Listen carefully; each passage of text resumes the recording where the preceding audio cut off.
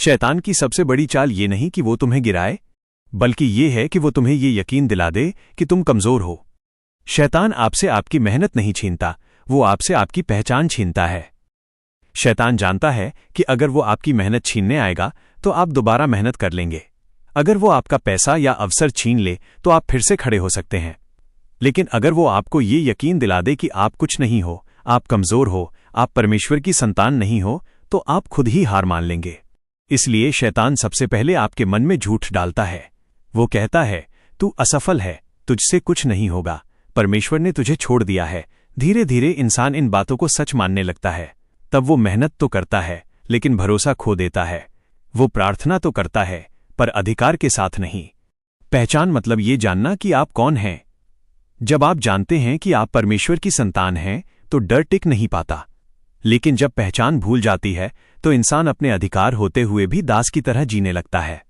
शैतान यही चाहता है कि आप अपनी पहचान भूल जाएं, क्योंकि जिस दिन इंसान समझ लेता है कि मैं परमेश्वर का हूं, मैं कमजोर नहीं हूं, उसी दिन शैतान की आधी हार हो जाती है।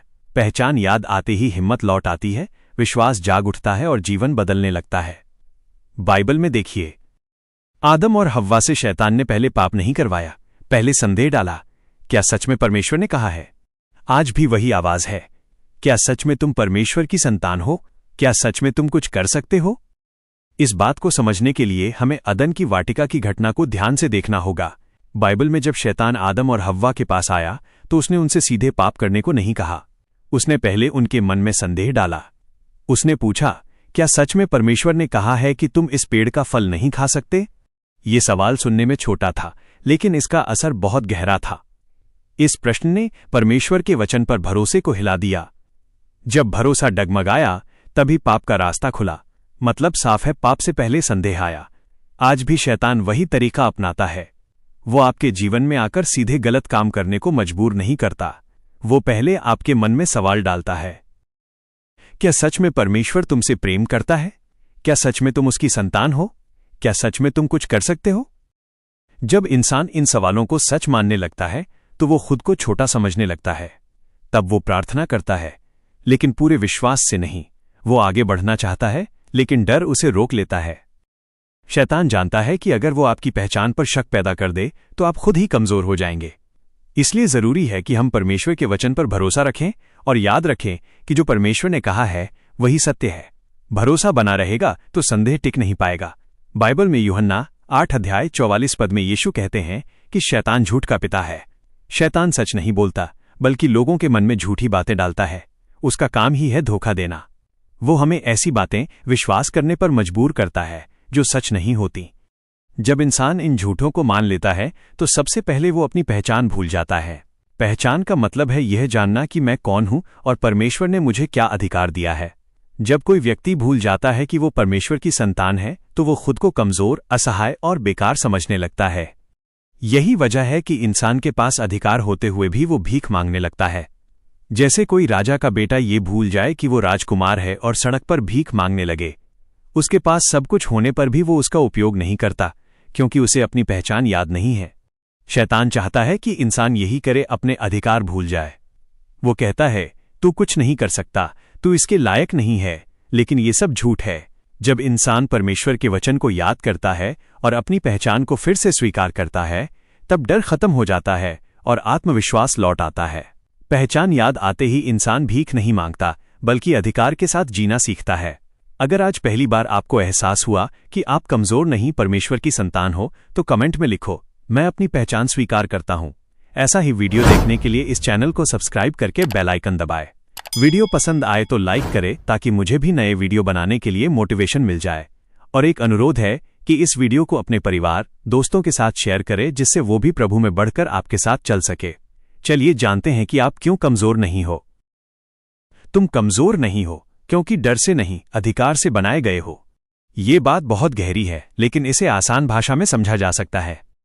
बाइबल में 2 तीमुथियुस 1:7 में लिखा है, परमेश्वर ने हमें डर की आत्मा नहीं दी, पर सामर्थ, प्रेम और संयम की आत्मा दी है। इसका सीधा मतलब है कि डर परमेश्वर की ओर से नहीं आता। अगर डर परमेश्वर से नहीं है, तो वो हमारी असली पहचान भी नहीं हो सकता। परमेश्वर ने इंसान को डर के साथ नहीं बनाया, उसने हमें भरोसे, साहस और अधिकार के साथ बनाया है। जब कोई इंसान हमेशा डर में जीता है, डर कि लोग क्या कहेंगे, डर कि मैं असफल हो जाऊंगा, डर कि परमेश्वर मेरी प्रार्थना सुनेगा या नहीं, तो वो अपनी पहचान भूल चुका होता है। इसलिए कहा गया है कि डर पहचान का दुश्मन है। डर हमें ये विश्वास दिलाने की कोशिश करता है कि हम कमजोर हैं, अकेले हैं और कुछ नहीं कर सकते। डर का असर ये होता है कि इंसान पीछे हटने लगता है। वो जानता है कि उसे क्या करना चाहिए, फिर भी कदम नहीं बढ़ाता। वह प्रार्थना करता है, लेकिन पूरे विश्वास के साथ नहीं। वो आगे बढ़ना चाहता है, लेकिन डर उसे रोक लेता है। इसके विपरीत अधिकार पहचान का फल है। जब इंसान जान लेता है कि वो परमेश्वर की संतान है, तो उसके अंदर साहस आ जाता है। उसे हर बात से डर नहीं लगता, क्योंकि वो जानता है कि परमेश्वर उसके साथ है। तब वो परिस्थितियों से नहीं डरता, बल्कि विश्वास के साथ उनका सामना करता है। अधिकार का मतलब घमंड नहीं है। इसका मतलब है भरोसे के साथ जीना। जैसे एक बच्चा अपने पिता के सामने बिना डर के आता है, वैसे ही परमेश्वर की संतान भी निर्भय होकर उसके पास आती है। जब पहचान साफ होती है, तो डर अपने आप कमजोर हो जाता है। इसलिए हमें हर दिन ये याद रखने की जरूरत है कि हम डर से नहीं, बल्कि अधिकार से बनाए गए हैं। जब ये सच्चाई दिल में उतर जाती है, तो जीवन का नजरिया बदल जाता है और इंसान मजबूती के साथ आगे बढ़ने लगता है। यीशु ने लूका 10 अध्याय 19 पद में एक बहुत ही महत्वपूर्ण बात कही। देखो, मैं तुम्हें अधिकार देता हूं कि सांपों और बिच्छुओं पर पांव रखो और शत्रु की सारी सामर्थ पर, और कुछ भी तुम्हें हानि न पहुंचाएगा। ये वचन सिर्फ उस समय के चेलों के लिए नहीं था, बल्कि हर उस व्यक्ति के लिए है जो यीशु पर विश्वास करता है। अब सवाल उठता है, क्या अधिकार दिया गया है? बाइबल साफ कहती है, हाँ, यीशु ने खुद कहा कि उसने अधिकार दिया है। इसमें कोई शक नहीं। परमेश्वर झूठ नहीं बोलता। अगर उसने कहा है कि अधिकार दिया गया है, तो वो सच है। दूसरा सवाल है, क्या हम उस अधिकार का इस्तेमाल कर रहे हैं? अक्सर जवाब होता है नहीं। बहुत से लोग विश्वास करते हैं, प्रार्थना भी करते हैं, लेकिन डर के साथ। वे हालात के सामने खुद को कमजोर मान लेते हैं। वे कहते हैं, मेरे बस की बात नहीं, मैं कुछ नहीं कर सकता, मेरे जीवन में तो हमेशा ऐसा ही होता है। अब तीसरा और सबसे जरूरी सवाल क्यों नहीं कर रहे? क्योंकि हमें बार बार ये बताया गया है कि तू कमजोर है। ये आवाज कभी बाहर से आती है, लोगों की बातों से, असफलताओं से, समाज से, और कभी अंदर से, अपने ही मन की सोच से। धीरे धीरे इंसान इस बात पर विश्वास करने लगता है कि वो सच में कमजोर है। इसे एक आज के समय के सरल उदाहरण से समझते हैं। मान लीजिए किसी आदमी के पास स्मार्टफोन है। उस फोन में internet, camera, map, banking app सब कुछ है। लेकिन उस आदमी को कोई बार बार ये कहता रहे कि तेरा फोन बेकार है, इससे कुछ नहीं हो सकता। अगर वो ये मान ले, तो वो फोन सिर्फ कॉल करने तक ही सीमित रह जाएगा। उसमें सारी सुविधाएं होते हुए भी वो उनका इस्तेमाल नहीं करेगा। फोन कमजोर नहीं है, उपयोगकर्ता को उसकी क्षमता का ज्ञान नहीं है। ठीक यही बात हमारे आत्मिक जीवन में होती है। यीशु ने हमें अधिकार दिया है, डर पर, पाप पर, निराशा पर और परिस्थितियों पर। लेकिन जब हमें बार बार ये सिखाया जाता है कि तू कमजोर है, तो हम उस अधिकार को इस्तेमाल ही नहीं करते। जब कोई बीमारी आती है तो हम घबरा जाते हैं। जब कोई परेशानी आती है तो हम टूट जाते हैं। जब कोई चुनौती आती है तो हम पीछे हट जाते हैं। क्यों?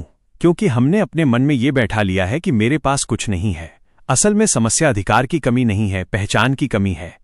जिस दिन इंसान समझ लेता है कि यीशु ने उसे अधिकार दिया है, उस दिन उसका नजरिया बदल जाता है। वो हालात से भागता नहीं, बल्कि विश्वास के साथ उनका सामना करता है। वो डर के साथ प्रार्थना नहीं करता, बल्कि भरोसे के साथ बोलता है। यीशु ने अधिकार दिया है, यह सच्चाई है। अब जिम्मेदारी हमारी है कि हम झूठ को छोड़ें और सत्य को अपनाएं। जब हम मैं कमजोर हूं की सोच छोड़ते हैं, तब हम उस अधिकार में चलना शुरू करते हैं जो परमेश्वर ने हमें पहले से दे रखा है।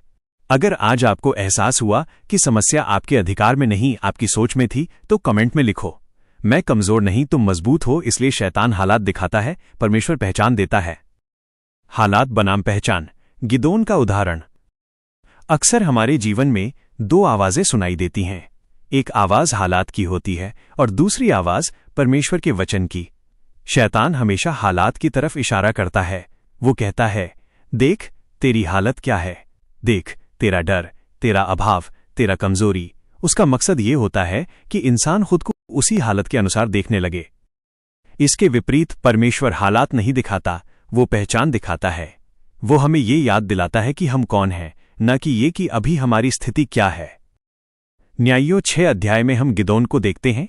उस समय इस्राएल देश बहुत मुश्किल में था। मिद्यानियों ने लोगों का जीवन खराब कर दिया था। लोग डर के मारे पहाड़ों की गुफाओं में छिपते थे। गिदोन भी डर के कारण छिपकर अनाज झाड़ रहा था। गिदोन का हाल ये था कि वो असुरक्षित था, डरा हुआ था और खुद को बहुत छोटा समझता था। उसके पास न सेना थी, न ताकत, न आत्मविश्वास। लेकिन उसी हालत में परमेश्वर का दूत उसके पास आया और बोला, हे वीर योद्धा, यहोवा तेरे संग है। जो आदमी डर के कारण छिपा हुआ है उसे वीर योद्धा कहा जा रहा है। शैतान कहता है, देख तू कहाँ खड़ा है, तेरा अतीत कैसा है। आज भी वो यही करता है।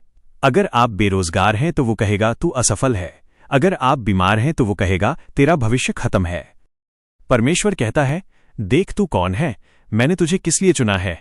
गिदोन ने कहा, मैं तो अपने कुल में सबसे छोटा हूं। लेकिन परमेश्वर ने ये नहीं कहा, हाँ तू सच में छोटा है। उसने कहा, तू वीर योद्धा है, क्योंकि परमेश्वर इंसान को उसकी वर्तमान हालत से नहीं, उसके भविष्य के उद्देश्य से देखता है। पहचान हालात से नहीं आती, पहचान वचन से आती है। आज बहुत से लोग गिदोन की तरह हैं। वे अंदर से डरते हैं, खुद को छोटा समझते हैं। लेकिन परमेश्वर आज भी वही कह रहा है, हे वीर योद्धा, हे मेरी संतान, मैं तेरे साथ हूं। जब हम हालात को ज्यादा देखते हैं तो डर बढ़ता है। जब हम वचन को ज्यादा सुनते हैं तो विश्वास बढ़ता है। गिदोन की हालत धीरे धीरे बदली, लेकिन उसकी पहचान पहले बदल गई। अगर आज आप हालात नहीं, परमेश्वर के वचन से अपनी पहचान चुनते हैं तो कमेंट में लिखो, मैं वही हूं जो परमेश्वर कहता है। यीशु और पहचान की परीक्षा से सीखो। मत्ती 4 अध्याय में यीशु के बपतिस्मा के तुरंत बाद शैतान ने उसकी परीक्षा ली। यह पहचान की परीक्षा थी। शैतान ने बार बार कहा, यदि तू परमेश्वर का पुत्र है।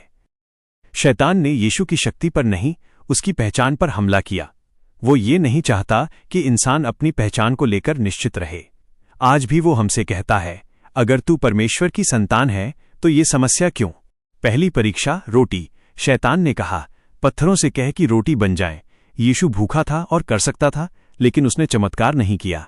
उसने कहा, मनुष्य केवल रोटी से नहीं पर हर एक वचन से जीवित रहेगा।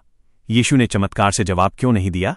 क्योंकि जो अपनी पहचान जानता है उसे साबित करने की जरूरत नहीं होती। दूसरी परीक्षा, मंदिर से कूदना। शैतान ने वचन का गलत इस्तेमाल किया। यीशु ने कहा, तू अपने प्रभु परमेश्वर की परीक्षा न करना। यीशु जानता था कि परमेश्वर की संतान होने का मतलब खुद को खतरे में डालकर कुछ साबित करना नहीं है। जैसे किसी कंपनी के मालिक को साबित करने की जरूरत नहीं कि वो मालिक है, वैसे ही जब हमें पता होता है कि हम परमेश्वर की संतान हैं तो हमें हर हालात में खुद को साबित करने की जरूरत नहीं होती। तीसरी परीक्षा, लालच। शैतान ने सब कुछ देने का वादा किया। यीशु ने कहा, केवल उसी की सेवा कर। यीशु जानता था कि जो कुछ उसे मिलना है वो परमेश्वर से मिलेगा। सीख, जो अपनी पहचान जानता है वो हर बात पर प्रतिक्रिया नहीं करता और शैतान के उकसावे में नहीं आता। पहचान बोलने से नहीं, जीने से दिखाई देती है। अगर आज आपको समझ आया कि आपको खुद को साबित नहीं करना बल्कि वचन पर खड़े रहना है तो कमेंट में लिखो, मैं अपनी पहचान में स्थिर हूं। पहचान जानना आधी जीत के बराबर है। दाऊद और गोलियत। जीवन की ज्यादातर लड़ाइयां बाहर नहीं, अंदर लड़ी जाती हैं। पहला शमूएल 17 में दाऊद और गोलियत की सोच अलग थी। गोलियत हथियार लेकर आया था, दाऊद पहचान लेकर आया था। गोलियत का मकसद लड़ाई से पहले डर पैदा करना था। शैतान भी यही करता है, वो आपको गिराने से पहले डराता है।